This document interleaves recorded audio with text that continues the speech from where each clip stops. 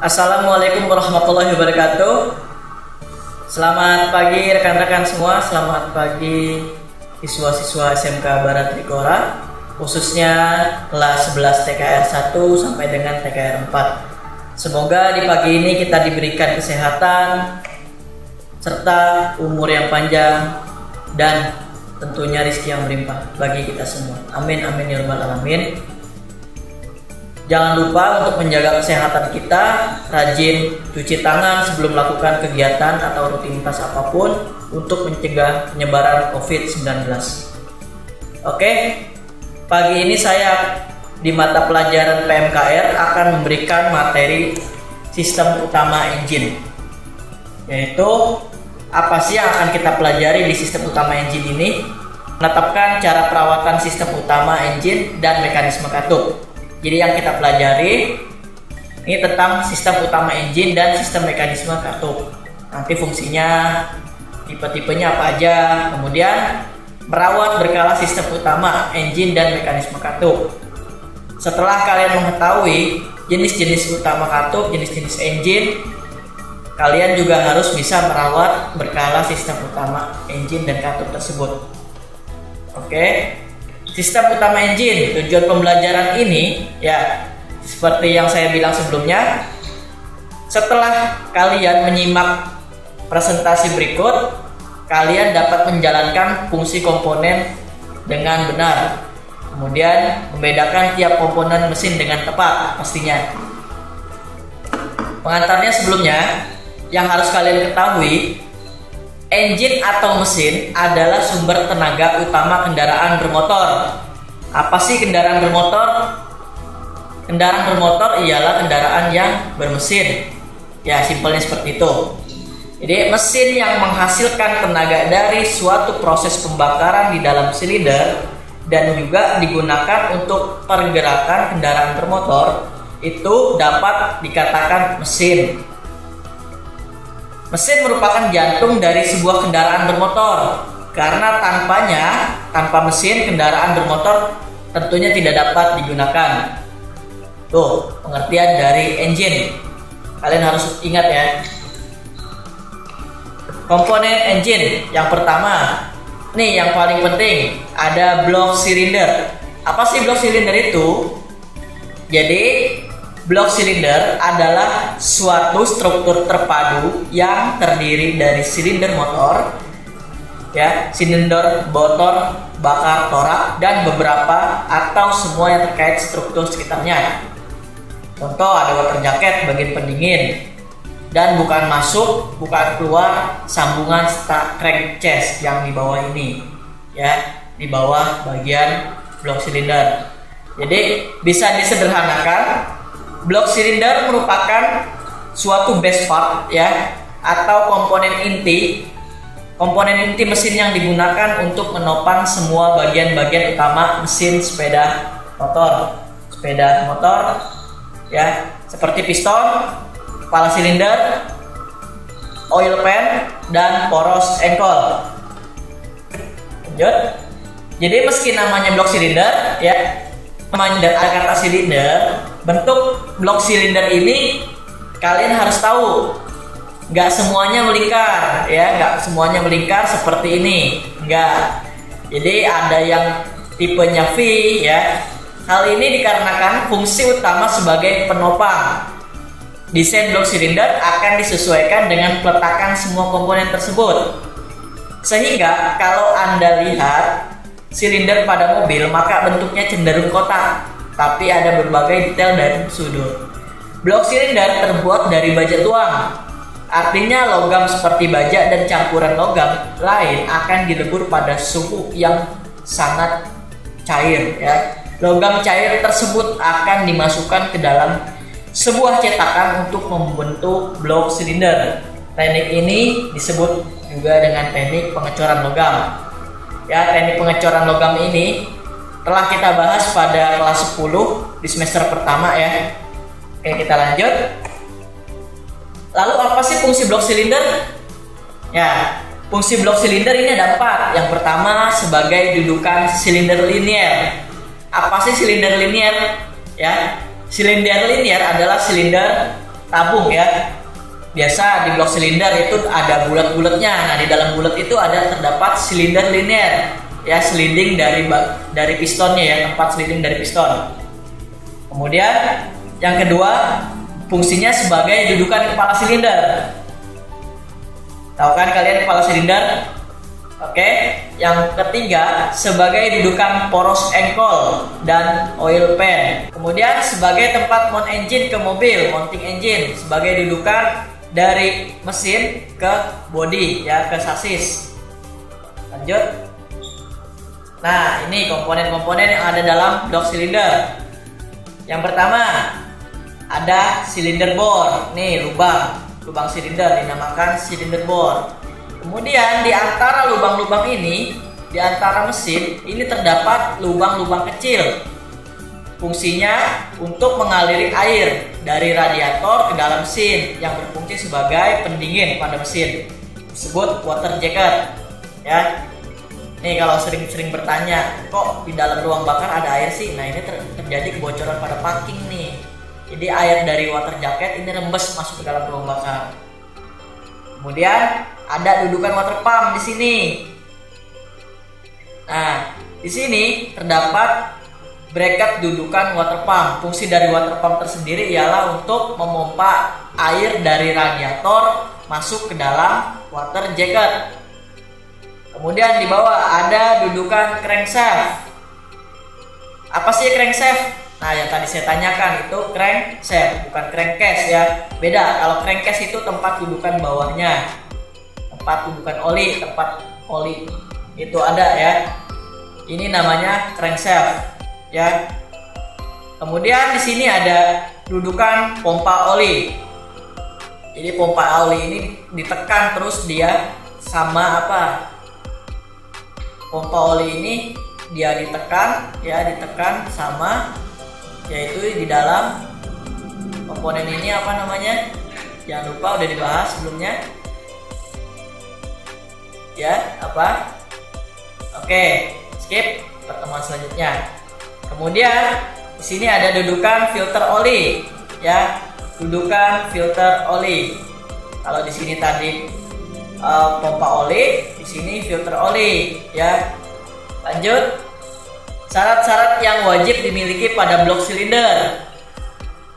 Jadi nggak sembarangan nih blok silinder ini dibuat ya. Dari mulai bahan itu pemilihannya nggak sembarangan. Makanya syarat-syarat blok silinder yang pertama harus kaku ya. Pembebanan tekan tidak boleh mengakibatkan perubahan elastisan pada bentuk. Ringan dan kuat, itu udah pasti. Kemudian konstruksinya itu memungkinkan pendinginan yang merata, tidak setengah-setengah. Pemuaian panas harus sesuai dengan bagian-bagian yang terpasang pada blok tersebut, seperti poros engkol dan kepala silinder. Jadi nggak boleh nih blok silinder lemah, ya, nggak elastis, nggak boleh. Nanti ketika panas sedikit dia akan bengkok. Itu yang terjadi kalau kita menyepelekan syarat-syarat wajib yang dimiliki blok silinder ini. Lanjut. Nah, macam-macam blok silinder. Yang pertama nih ya, ada tipe inline cylinder. Bentuk paling sederhana dari blok silinder bisa kalian lihat pada gambar ini ya. Gambar ini menerangkan desain blok silinder dengan konfigurasi 4 silinder inline. Ini yang umum ya. Yang umum, yang sering kalian lihat. Nah, ini namanya blok silinder tipe inline. Tipe inline ini adalah desain blok silinder dengan lebih dari satu tabung. Ada 4, 1, 2, 3, 4. Ada juga yang 6, tergantung dari silindernya, tergantung dari jumlah cc-nya berapa. Ya, karena silindernya didesain segaris, maka mesin ini akan berbentuk agak memanjang. Meski demikian, secara umum mesin inline ini masih memiliki bentuk yang relatif kecil. Tipe inline silinder ini banyak diaplikasikan pada hampir semua mobil penumpang. Ya, umumnya mobil menggunakan konfigurasi yang tadi saya sebutkan 4 silinder. Artinya terdapat 4 buah tabung. Kalau lubangnya ini ada 6, berarti 6 silinder ya. Selain konfigurasi di atas, ada pula konfigurasi tipe 3 silinder yang digunakan pada mobil lebih kecil cc-nya ya, dan 6 silinder yang biasa digunakan untuk mesin truk atau bus ya. Ini tipe inline, jangan lupa yang pertama. Kemudian yang kedua ada tipe V silinder. Nah, coba perhatikan dulu gambarnya. Sudah jelas? Oke, lanjut. Tipe V silinder ini merupakan tipe konfigurasi mesin dengan banyak silinder yang diletakkan secara beriringan yang membentuk huruf V. Inilah yang dinamakan V silinder. Jadi secara sederhana, tabung silinder akan diletakkan secara beriringan, tetapi tetap menggunakan satu poros engkol. Poros engkolnya satu nih di tengah, ya, dengan piston membentuk V, satu di kanan, satu di kiri. Ya, kalau tipe inline kan piston di atas. Kalau tipe V, ini piston ini di atas, di kanan dan di kiri.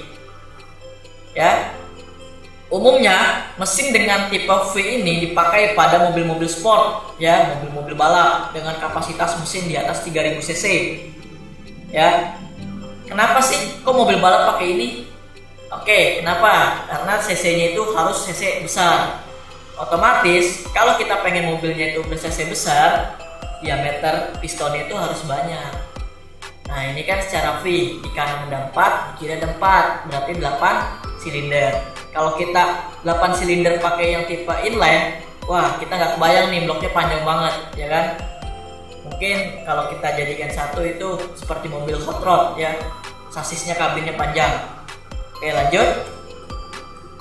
Langkah mengukur kehausan dari suatu blok mesin. Ini meskipun telah mendapat pelumasan yang cukup, kehausan pada lubang silinder tersebut tetap tidak bisa kalian hindari. Kenapa? Karena dalam jangka waktu yang lama kehausan tersebut pasti terjadi. Namanya benda tergesek, ya, lama-lama pasti akan haus. Masing-masing kerusakan tersebut harus kalian ketahui untuk menentukan langkah perbaikannya.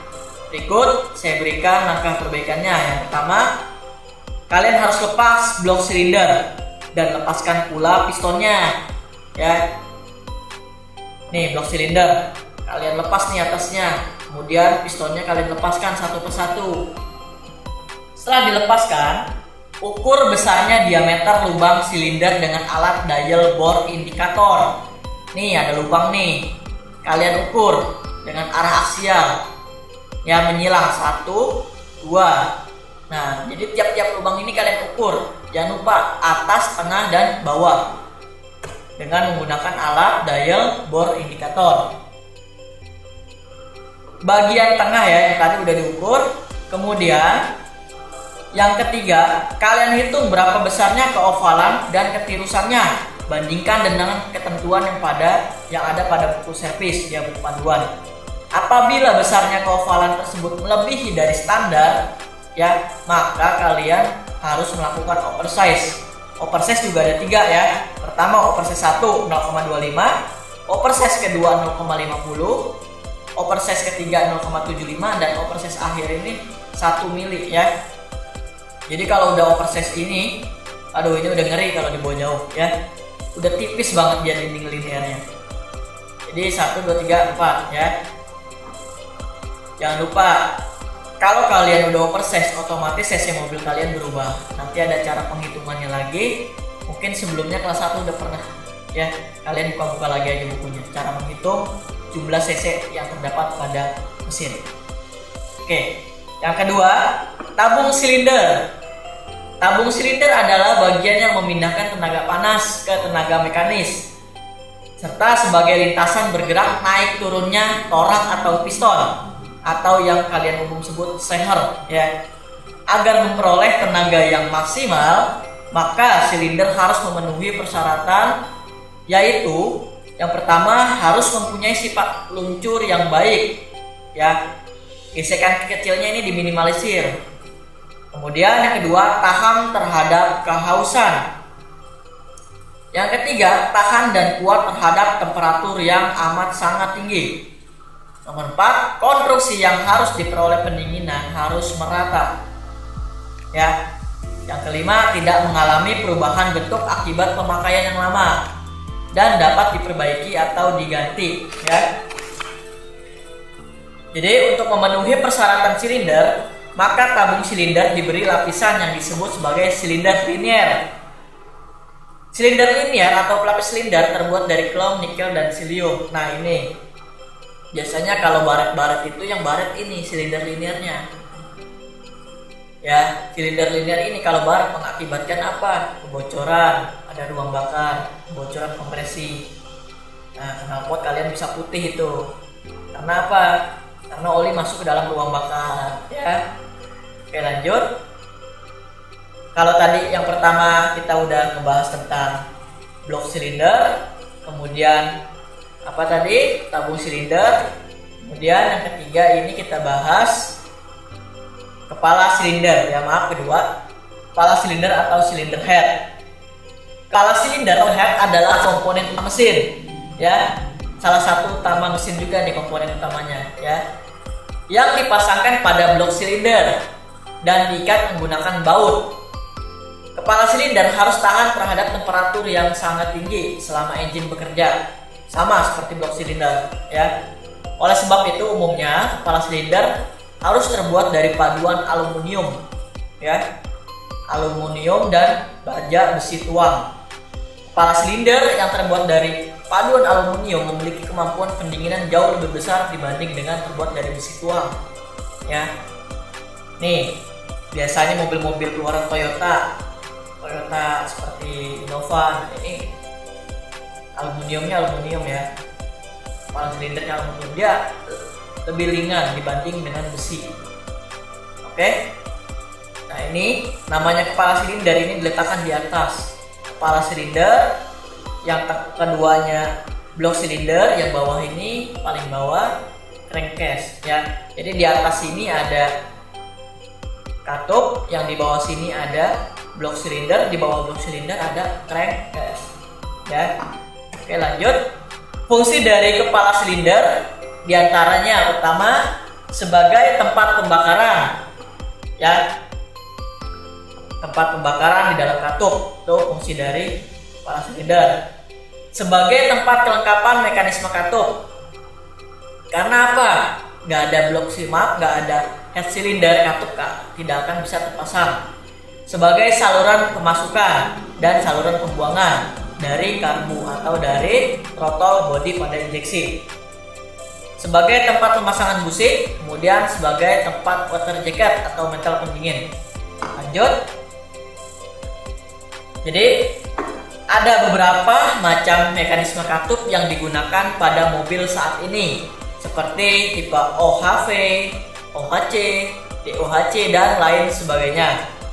Yang pertama saya akan jelaskan tipe mesin OHV. Ya. Nih, kalian perhatikan dulu. Oke, sudah diperhatikan. Lanjut. Tipe OHV atau overhead valve atau pada head cylinder block hanya terdapat valve dan rotor arm. Yang mana valve? Valve itu katup. Nih, ya. Tiap satu silinder mempunyai dua katup. Yang pertama ada katup in dan katup X. Katup in tempat masuknya bahan bakar dari karburator atau dari apa? Dari throttle kalau di mobil injeksi, ya. Kemudian katup X itu untuk sebagai tempat pembuangan sisa pembakaran yang ada di dalam blok silinder ke dalam knalpot, ya, ke dalam exhaust. Ya. Gini. Tonjolan crankshaft, ya, tonjolan crankshaftnya sendiri terdapat di crankshaft atau batang kruk as. Nih, crankshaft. Nah, ini tonjolan crankshaftnya nih. Jadi dia ini diputar oleh timing chain, ya. Diputar oleh timing chain yang tersambung dengan crankshaft. Kemudian putaran dari timing chain akan meneruskan ke apa nih? Camshaft. Camshaft ini ketika berputar dia akan bentrok, ya, atau bertemu dengan lifter sebagai penyambung menuju post rod. Nah, post rod ini dia akan mendorong naik ke atas dan sehingga menyebabkan katup atau valve ini turun, yang sehingga itu gaya membuka, ya, gaya membuka katup. Oke, lanjut. Kemudian yang B ini ada mesin SOHC atau OHC ya. SOHC atau OHC adalah single overhead camshaft atau pengertiannya camshaft knock up terletak di head cylinder block. Nah, perbedaannya dengan tadi. Kalau tadi nokennya ini terdapat di bawah, jangan lupa tipe OHV. Nah, kalau tipe ini kalian masih harus setel klep ya. Kalian masih harus setel klep. Kenapa? Karena nokennya ini di bawah. Tapi kalau tipe SOHC yang sekarang ini mobil-mobil pakai ya, mobil baru nih, kita nggak perlu lagi nih setel klep. Tapi jangan salah setting timing beltnya ya. Jadi SOHC terletak di head cylinder ya, noken asnya terletak di head cylinder. Sesuai namanya, satu buah camshaft yang bekerja untuk menggerakkan dua buah katup in dan katup X. Kalau sebelumnya di mesin OHC satu buah push rod ini ya, satu buah camshaft ini dia untuk menggerakkan satu katup in atau katup X. Kalau di mesin SOHC ini udah double ya. Oke. Yang sebelumnya dihubungkan oleh rocker arm, jadi camshaft ditempatkan di atas kepala silinder dan cam yang berlangsung menggerakkan rocker arm tanpa melalui lifter dan push rod. Kita lihat, gak ada lifternya, gak ada push rodnya. Karena apa? Karena camshaftnya ini berada di atas. Jadi camshaft langsung bertemu dengan katup ya, langsung berhubungan dengan katup tanpa adanya lifter lagi. Ini lifter ya. Lifter ini penghubung antara camshaft dengan push rod dengan katup ya. Oke. Lanjut. Nah, ini ada mesin teknologi terbaru lagi, DOHC atau twin cam. Kalau ini single cam ya. Kalau ini twin cam. Dari namanya kita udah tahu nih, berarti kita menggunakan dua camshaft. Kalau yang sebelumnya ini menggunakan satu camshaft ya. Apa sih DOHC itu? DOHC adalah singkatan dari double overhead camshaft atau dua camshaft nih dua ya. Yang saya tunjuk menggunakan kursor berikut. Ya. Pada head cylinder, tiap-tiap tonjolan pada camshaft langsung menekan satu mekanisme valve. Ya, sistem DOHC tidak perlu lagi menggunakan rocker arm dan mekanisme kerjanya. Tujuan utama lainnya agar penempatan posisi busi bisa berada tepat di tengah. Ya.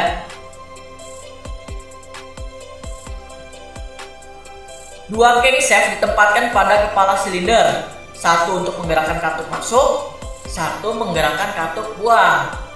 Ya. Camshaft membuka dan menutup katup secara langsung tanpa menggunakan rocker arm, sehingga berat komponen yang menjadi berkurang. Proses membuka dan menutup menjadi lebih presisi.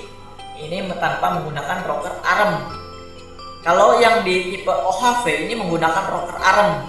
Nah, kalau tipe OHV ini ada istilah steel klep ya. Ini ada di steel, harus di steel klepnya. In dan S. Nah, kalau ini kita udah nggak perlu. Di tipe SOHC atau DOHC kita udah nggak perlu menggunakan istilah kata itu steel klep. Lanjut, fungsi dari komponen-komponen dari silet adalah sebagai berikut. Yang pertama ada busi nih, bentuk busi. Spark plug atau busi untuk menghasilkan loncatan bunga api yang dibutuhkan untuk membakar campuran udara dan bahan bakar. Tanpa adanya busi, campuran udara dan bahan bakar itu tidak akan meledak di dalam ruang bakar. Ya. Kemudian ada adjusting seam atau penyetel celah katup. Nih, ya. Adjusting seam ada di dalam sini. Penyetel celah katup.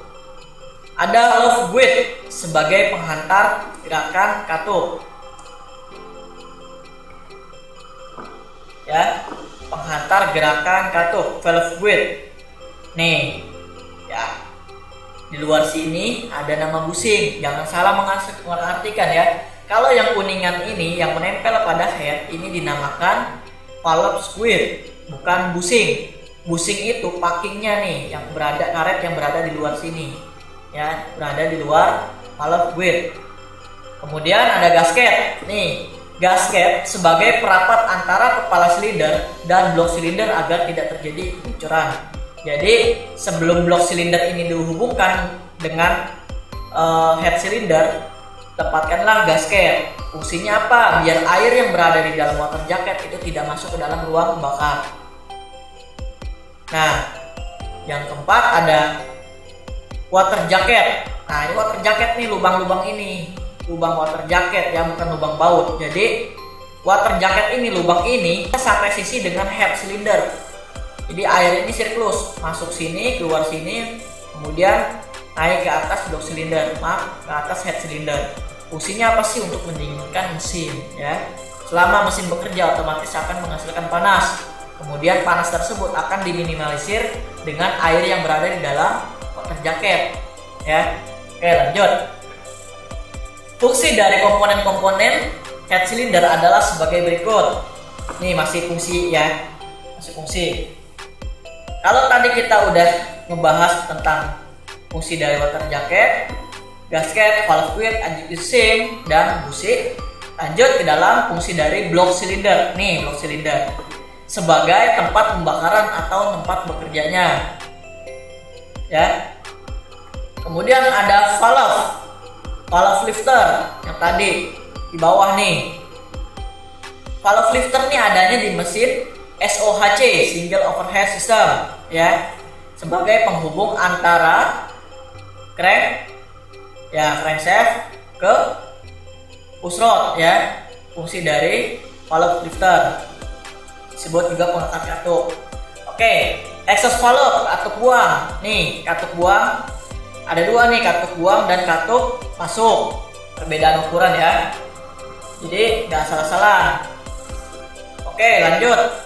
Fungsi untuk menutup membuka saluran buang, katup buang itu fungsinya. Dan untuk katup masuk fungsinya untuk membuka dan menutup bahan bakar yang masuk dari karburator atau dari petrol. Oke, piston atau torak. Nih piston torak.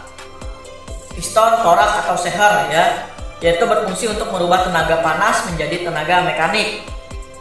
Jadi ruang bahan bakar yang didorong masuk oleh katup ya, katup hisap akan dikompresi di dalam ruang bakar. Kemudian ketika busi meledak di ruang bakar, kompresi pencampuran antara bahan bakar dan udara itu akan meledak, sehingga ledakan tersebut akan mendorong udara bertekanan tinggi ya. Udara bertekanan tinggi tersebut akan mendorong piston menuju ke bawah dan ke atas ya. Nah, ini yang disebut dengan prinsip kerja mesin itu. Kemudian ada ruang bakar, combustion chamber. Nih ruang bakar. Nih ruang bakar juga ya. Fungsinya untuk sebagai tempat pembakaran tadi. Kemudian fungsi dari valve seat. Nih valve seat. Ini valve seat yang terdapat di mana nih ya, mesin ya. Valve seat sebagai tempat dudukan kepala katup. Nah, kalau tadi katup ini ada besar kecil, ada in dan X. Di sini tempat dudukannya sama, ada besar dan kecil, ada in dan ada X. Kemudian ada oil seal. Nih, oil seal ialah sebagai perapat oli agar tidak masuk ke dalam ruang bakar. Kemudian ada valve keeper. Nih, valve keeper atau biasa kita disebut di bengkel itu kuku macan, sebagai pengunci antara katup dengan pegas katup. Hati-hati ini sering mental ketika kalian buka atau memasang katup. Kemudian ada intake manifold. Nih, keduanya intake manifold. Fungsinya untuk memasukkan bahan bakar ke dalam ruang bakar dan untuk mengeluarkan bahan bakar, sisa bahan bakar ya, sisa pembakaran dari dalam mesin, dari blok mesin ke dalam exhaust, dalam knalpot. Oke, yang keempat, bag ankle atau crankcase. Nah, bag ankle atau crankcase ini ya, tempatnya di paling bawah sesudah blok mesin. Itu crankcase atau bag ankle adalah salah satu komponen mesin pada kendaraan motor yang memiliki fungsi sebagai wadah dari suatu komponen utama mesin, seperti ada gearshaft, kickstarter, kemudian ada transmisi, crankshaft atau cross ankle, dan alternator, serta ada pompa oli juga. Hanya di dalam bak engkol di sini harus kita isi dengan oli karena terdapat komponen-komponen yang menimbulkan gaya gesek. Umumnya, bak engkol ini memiliki bahan dasar aluminium disc casting yang dipadukan dengan sedikit bahan logam. Ya, bak engkol terletak di bawah blok silinder. Lanjut, ada poros engkol. Nah, ini poros engkol, ya, atau disebut poros hubungan. Salah satu komponen utama engine, komponen utama mesin, yaitu poros engkol atau poros hubungan. Poros engkol atau yang biasa kita sebut dengan kruk as atau crankshaft atau juga poros hubungan merupakan bagian dari mesin yang berfungsi untuk merubah gerakan naik turun piston, ya, gerakan naik turun piston dengan menjadi gerakan putar. Ya, selain untuk mengubah gerakan, poros engkol ini berfungsi untuk meneruskan gaya putar menuju ke flywheel atau roda gila, dan selanjutnya diteruskan kembali ke dalam sistem pembinaan tenaga atau kopling. Poros engkol akan menerima beban dan tekanan yang sangat tinggi ketika darati, ya. Oleh sebab itu, poros engkol harus terbuat dari bahan yang sangat amat kuat dan tahan terhadap tekanan. Pada umumnya, poros engkol terbuat dari bahan baja karbon tinggi tanpa adanya campuran aluminium, ya. Oke, lanjut. Tipe-tipe poros engkol yang sering kita temui pada kendaraan. Yang pertama ada tipe poros engkol terpisah untuk mesin dengan satu silinder. Nih, biasa mesin motor kamu nih, ya. Mesin motor kamu pakainya tipe 1. Nah, tipe terpisah. Lanjut, tipe kedua yaitu tipe poros engkol menyatu. Poros engkol tipe menyatu untuk mesin dan multisilinder atau silinder lebih dari satu. Pada umumnya digunakan mobil, ya, pada mobil. Konstruksi poros engkol selain dipengaruhi oleh banyaknya jumlah silinder, dipengaruhi juga berdasarkan urutan pengapian atau firing order.